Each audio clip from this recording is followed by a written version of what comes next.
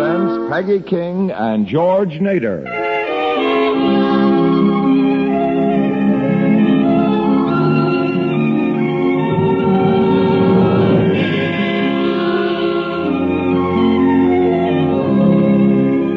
From Hollywood, the Mutual Network, in cooperation with Family Theater, presents The Thin Red Line, starring George Nader. And now, here is your hostess, Peggy King.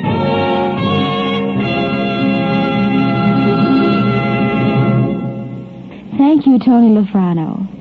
Family Theater's only purpose is to bring to everyone's attention a practice that must become an important part of our lives if we are to win peace for ourselves, peace for our families, and peace for the world.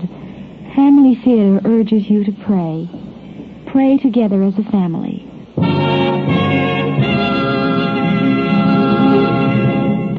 And now to our transcribed drama, The Thin Red Line, starring George Nader as Dan.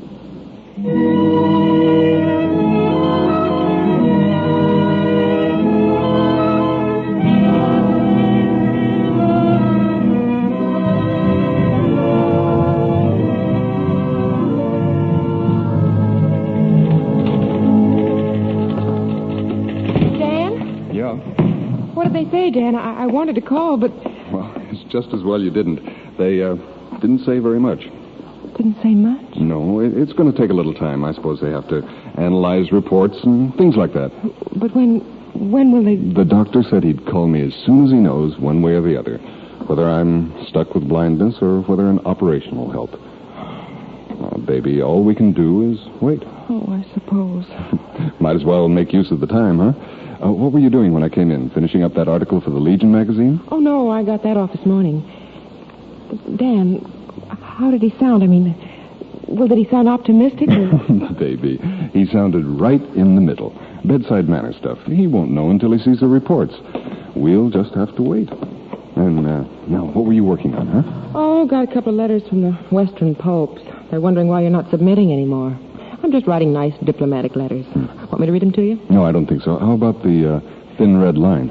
It's here. Let me see. Here it is. Fine. Read what we got so far, huh?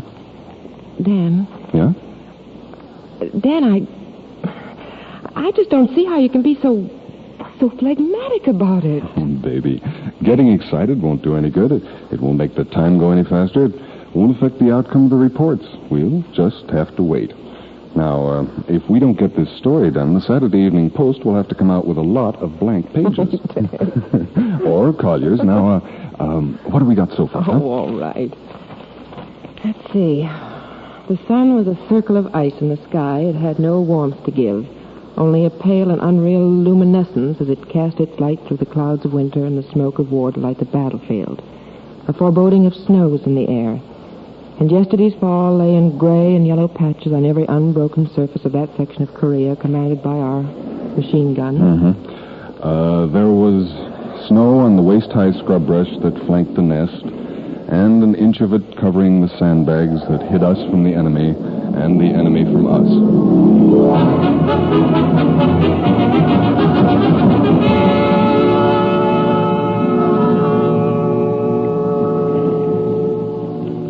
Oscar, better take another look around. Nuts. You want to know what's going on? You take a look around. What did you say? And please don't go making a big thing of them sergeant stripes big time.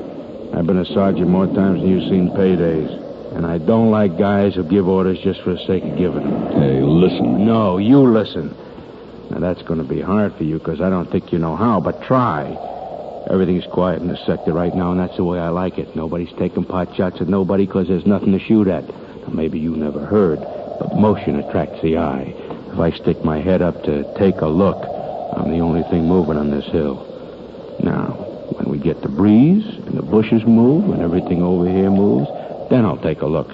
But if it has to be done right now, you can do it yourself big time. You know, you're buying yourself a lot of trouble, Oscar. Oh, yeah? Well, let me tell you something. This is my second war. 11 years in the Army. I got 14 decorations. Reserve commission awarded in the field at San Lo, July 12, 1944. You can check that. I got more friends in general and field grades than you got hairs on your head. If it comes to a showdown, I'm not real worried about whose word they're going to take.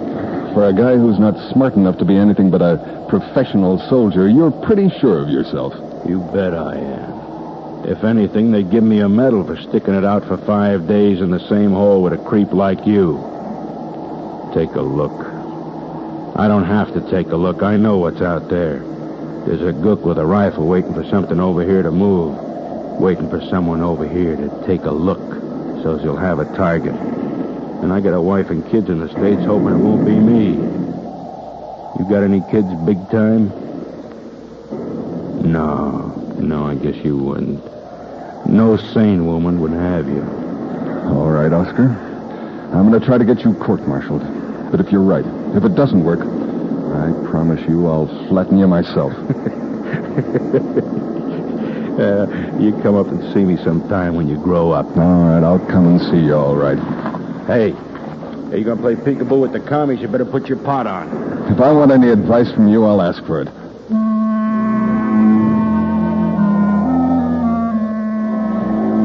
I put on my steel helmet and inched my head over the rise of sandbags. There was nothing new to see. The view was the same as it had been the day before and the day before that. Even the smells were the same. The fetters that are 1,000 times more a part of war than any tales of glory that fiction writers write. The putrescence of the unburied dead. The stench of the burnt cordite and sulfur. Of stale rations and stale sweat. The rancid odor of sickness. And that metallic, corrosive smell that matches the taste in your mouth. The adrenaline the body produces when the soul's afraid. The smells were there, and they were the same. Just as the view of the enemy's territory was the same. But as long as you're in a shooting war, you never quite get used to either one of them. I raised my head a little more and let my eyes graze the hillside foot by foot. Everything was still. The black half-acre that had been burnt out with napalm, the upended tank M Company had knocked out with recoilless rifles a couple of days before, splintered remains of a log barricade, the snow patches, the scrub, the trees. Everything was quiet. Feel better now, big time? Then I saw something. Out of a grove of small trees on the other hill, there was a glint, the reflection of dull sunlight on metal. I knew what it was, but I couldn't move. And the flashes that came from it, I knew it was machine gun fire even before I heard the sound. And I turned my head and started to duck when I saw it out of the corner of my eye. That thin red line of the tracer.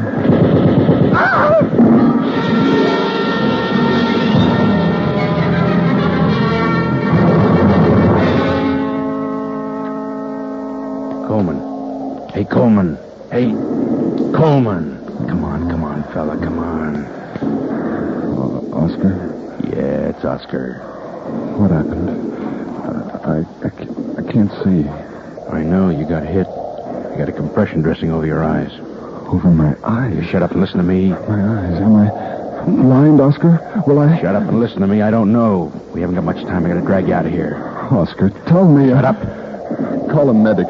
I'm not moving till I find out. All right, medic! If I have to hold my hand over your mouth, I will. Now, you listen to me. You got hit. All right, it's rough, but you're still alive. But when you got it, you gave our position away, too. I don't know whether they're sneaking up on us now or whether they're going to zero us in with their mortars, but either way, we're not going to be here. I'm going to take my hand off your mouth, and I don't want you helping them by losing your head. Understand? I understand. Okay, now hook your hands around my neck. I can't seem to hold on. I must have lost too much blood. We'll have to tie him. Now, come on, we got to move. Why does it have to be me? Why did it have to be me? What, instead of me or some other guy? Because you think you know it all and nobody else knows anything. Because you think the world owes you a living. Well, you're wrong. You don't know everything and the world owes you nothing. And you know something else? When you see somebody else get it, inside you're glad it's not you. That it's somebody else and not you. But you think that you never say it. Well, this time I'm saying it. I'm glad it was you and not me. Maybe you better leave me here and send... I'm not dragging you back because I love you, Coleman. Remember me? I'm the professional soldier. This is part of my job. We're getting out of here.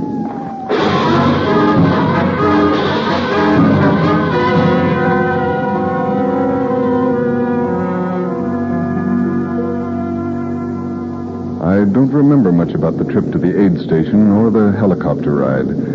But in the plane to Tokyo, there was a brief period of consciousness. And it was in that brief period when I think I first heard about how badly I'd been hit. No more plasma. Yes, Doctor. Now, where's the card on this one? Here it is, Doctor. Coleman, Daniel A. U.S. 56102-964. Daniel A. Coleman, the news commentator. Why, Doctor, I used to listen to him all the time. I'm afraid it's not likely you'll be listening to him anymore. Let me see his chart. Oh, it's such a shame. He had so much promise, too. There may be a chance to save a little of his vision. I see they gave him opiate sedation. Yes, sir. A quarter grain of morphine at Seoul. No more opiates. They have an effect on the iris. I don't want any dilation or contraction till I have a chance to look at him in Tokyo. Yes, sir. Better marking their name on his dressing. Now, this one. Multiple fractures and concussion, Doctor. Here's his card. Concussion, never mind his card. Let me see his chart. You hear about things happening to other people, and you nod your head and you say, too bad. And then you dismiss it from your mind. These things never happen to you. And if something bad does happen to you, there's always the great consolation, the knowledge that in time the trouble will pass away and things will be normal again. And you fight to make them normal. You fight and you hope and you pray to make them the way they were. It was that way with me in the months that followed. But I wasn't alone. There were doctors and nurses fighting and hoping and praying right along with me. But the best they could achieve was to give the least part of my vision back to me. A bleared and hazy consciousness of light. And time, that great panacea that carries other people's troubles into the past, was only time to me. Time to wonder about the sounds around me. And time to brood and build up a bitterness about my change in state. That I, who had always been so independent, had come to be as dependent as a man can get. Needing another human being to drag me from a battlefield. Others to read and write my mail or orient me to a dinner tray. And now, Sergeant, the potatoes are at 12 o'clock. They're au gratin. Butter beans at 2 and your steaks at 6 o'clock. It's all cut bite size for you. Looks very good. The bread and butter is at 10 and your beverage, milk, is at 1:30. It's a fine dinner. Now, if you need anything, just press the button. She used to say that at every meal. If you need anything, just press the button. And every time I wanted to scream out after her, which button do I press to turn the lights back on? And then, at night, I'd dream about my thin red line, the trajectory of the tracer bullet that seemed to run from eternity into infinity and marked the borderline between the old me and the new.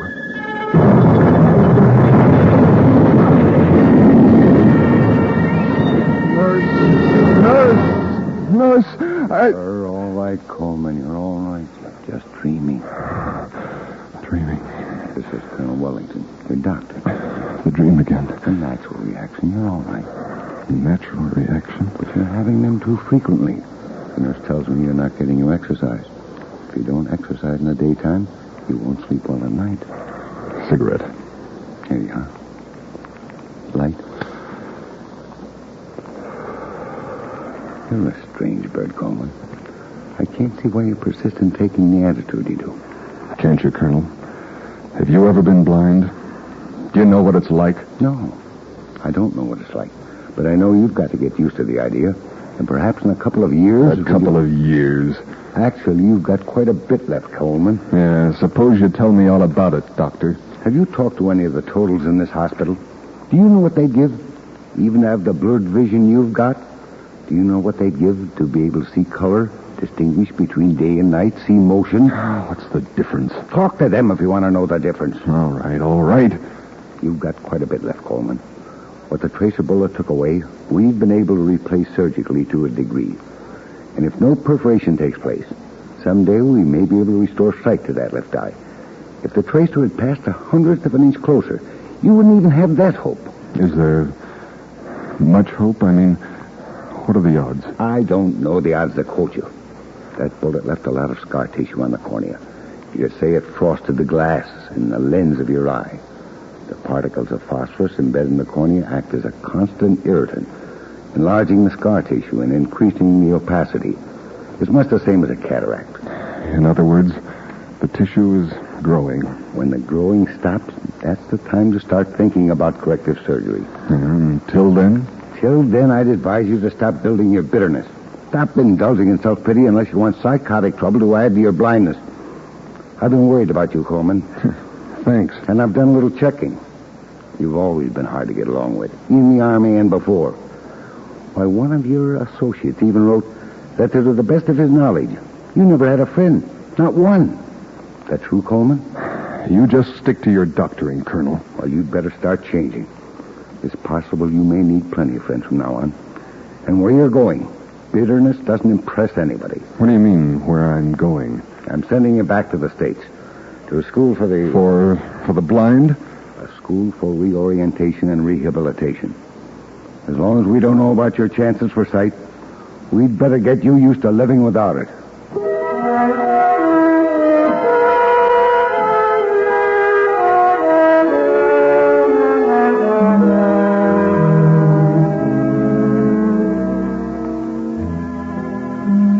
I don't remember what I expected the school to be like, but I know that it was not much like my expectations. There were classes in subjects I expected, Braille reading and the use of the Braille typewriter, music appreciation and character guidance. But there were other classes, too, that concerned themselves with subjects the average person never really thinks about. There was a course in acoustics. All right, now, I want you to listen carefully, gentlemen. I'm going to play 2 recordings, and I want you to identify the sound. And now the other. There they are. Mr. Coleman, can you tell me what made the sounds? Well, one sounded like a stick being broken, and the other was a pistol shot. Mm-hmm. Well, thank you, Mr. Coleman. Actually, gentlemen, both sounds were pistol shots. Both fired from the same weapon. One recording was made out of doors, hence no true echo, and the other was made in a tiled room. The sounds were the same, but the sounding boards were different. Now, in this class, we will endeavor to study the nature of sound and the things which affect it. Now, probably the greatest natural master of acoustics is the bat. In flight, the bat sends out ultra-high frequency sounds. He gauges the nature of obstructions and his distance from them by listening to the echo that comes back to him. And so, gentlemen, it appears that my job is to make you all into a bunch of bats.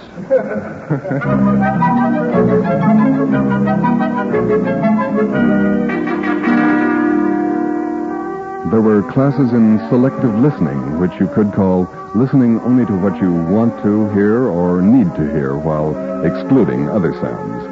There were practice periods in directive listening and identification and a great many other things. But for those first few weeks, I didn't take much interest. I was much too busy with my brooding. Then one day, when I stepped out of the class for a cigarette, something happened to change all that. Light? Huh? Do you want a light for your cigarette? Oh, yeah, thanks. Where... I'll put it. You just puff. Where'd you come from? I work here, administration. I mean, I didn't hear you approach. I was standing here in the hall when you came out. I was coming to get you, and I heard the music through the door. It's beautiful, isn't it? Coming to get me? Why? I've been asked to talk to you. To talk to me? Mm-hmm. My name's Amelia Grant. You're Daniel Coleman. I've seen you around for quite a few weeks. But, what'd you want to see me about? About your grades. They're awful. What's the matter, you stupid? Stupid? Well, you must be. Everybody's trying to help Dan Coleman except Dan Coleman. That sounds pretty stupid to me.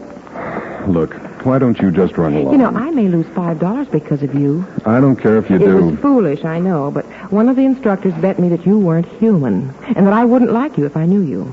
And I bet otherwise. You know, in my league, $5 is Beverly Hills money. I can't afford to lose. Beverly Hills? You from Los Angeles? Hollywood. All the pretty girls move to Hollywood, and all us ordinary girls come to the Middle West. I sound pretty, though, don't I? Well, you sound all right. There, you laughed. Why, it sounded like the first time. Since I got it? Sounded like the first time ever. Look, how about helping me save my $5, huh? How about a date? A date? Yeah, you know.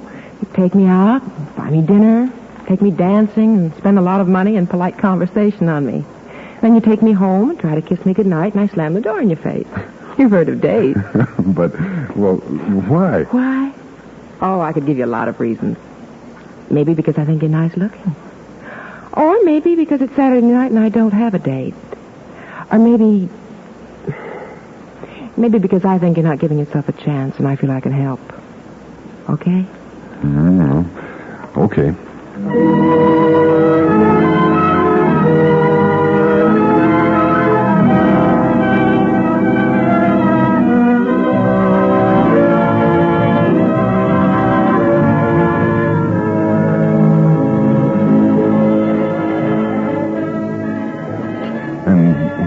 Try to remember what things used to look like. I keep getting the same picture. You mean the last scene you saw? No, just the most vivid thing in it. The orange-red line that Tracer made, coming out of nowhere and seeming to go on forever. Does that sound strange? Yeah, a little. And it almost seems like a dividing line between the old Dan and the new one. The old and the new. And which Dan do you think will be the better man? The better man? You were a news commentator. Yeah, that's right. And a pretty good one, too. And as such, you had a reputation. Or notoriety. I didn't get fan mail, I got pan mail. There are quite a few columnists and commentators who make a living out of being disliked, out of being disagreed with, and I was one of them. Well, why am I telling you all this? Because I'm a friend. A friend. A friend. Why say it like that? Well, I never went out of my way to make any friends. Do you want to now? I never felt I needed them much before, but now, well, being lonely is one thing. I got used to that, but being lonely in the dark, well, that's something else. You know, it requires a lot of give and take. But I don't think I'd even know how to go about making friends with anyone. Oh, you'll catch on. And until you do, I'll lend you some of my friends, okay? I know a lot of people around town as well as out at the school. You're a strange one. You see how much progress the new Dan has made already? You've learned how to laugh, and you've got one friend. Oh, all that beautiful music going to waste. Come on, Dan, let's dance. Dance? But how No, can I? don't tell me you used to dance with your eyes open. How unromantic. Come on.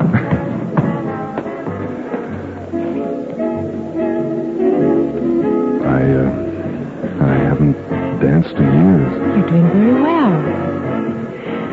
Dan, you used to write news, didn't you? That was the old Dan. Well, have you ever tried to write anything else? I mean, books or short stories? Yeah, there's a great deal of difference between writing news and writing fiction. But have you ever tried?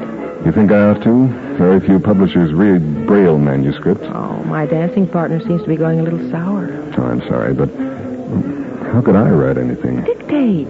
I type and take shorthand. I'm really a very good secretary, and my rates are low. Well, they'd have to be. 25% payable on publication. But I've never written any fiction before. What have you got to lose? Dan, will you try?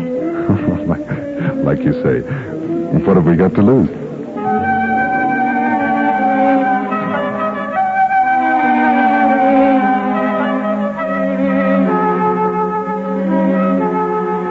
The first story sold.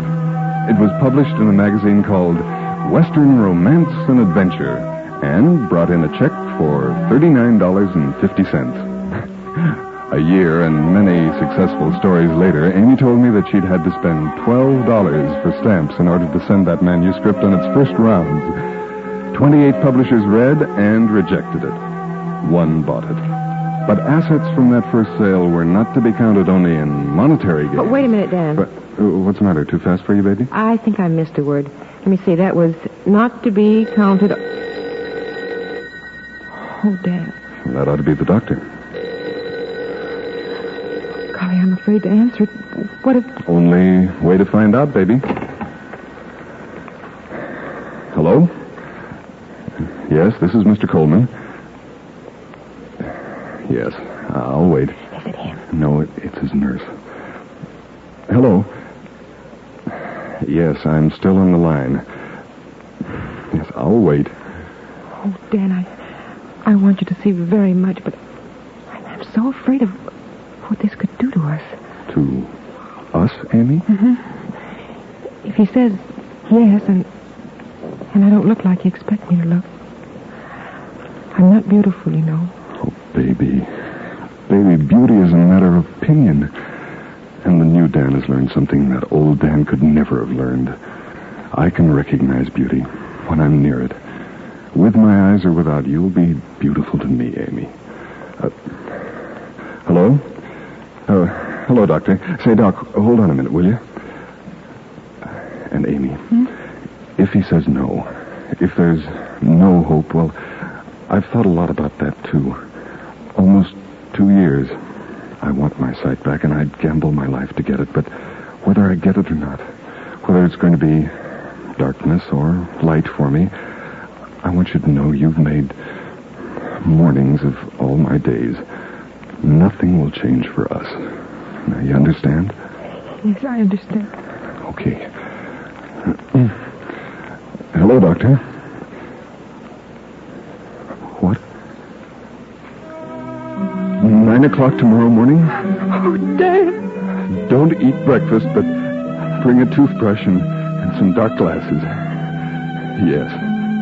Yes. I think I can make it, Doctor. I think I can make it all right.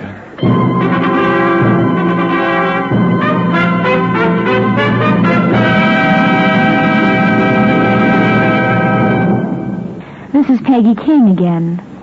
You've probably read newspaper stories about the wonderful computing machines that are being made these days. Machines which can solve almost any sort of mathematical problem in a matter of seconds or, at most, minutes. Problems which might otherwise take 100 mathematicians, tons of paper, and months of time to solve. Wouldn't it be nice if these machines could be used to solve human difficulties instead of just mathematical problems? Wouldn't it be nice if we could feed our problems into one end of a machine and then sit back and wait for the solution to come out the other end? Actually, if there were such a device, I think it would answer most of our problems with the same solution. The 11th commandment Christ gave to his apostles at the Last Supper when he said, "A new command I give you, that you love one another." And if this seemed too difficult a solution, such an all-knowing machine would probably suggest prayer. For through prayer we are brought closer to God, who is the author of love. Actually, we don't need a machine to tell us that any problem is easier when we have help. So doesn't it follow, then, that with the divine assistance we can obtain through prayer, we can accomplish anything? And when you pray, pray together as a family. For the family that prays together stays together. More things are wrought by prayer than this world dreams of.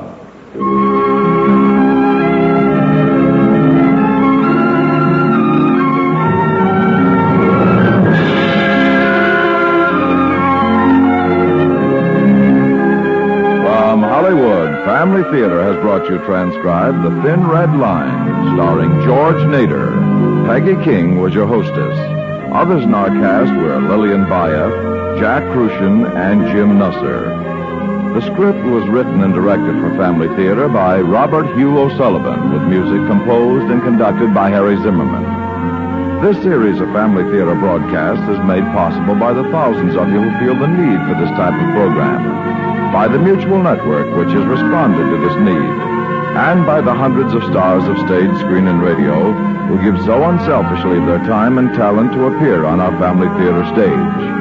To them and to you, our humble thanks. This is Tony Lofrano expressing the wish of Family Theater that the blessing of God may be upon you and your home, and inviting you to be with us next week when Family Theater will present Uncle Jim, starring Donna Reed. Dennis Day will be your host. Join us, won't you?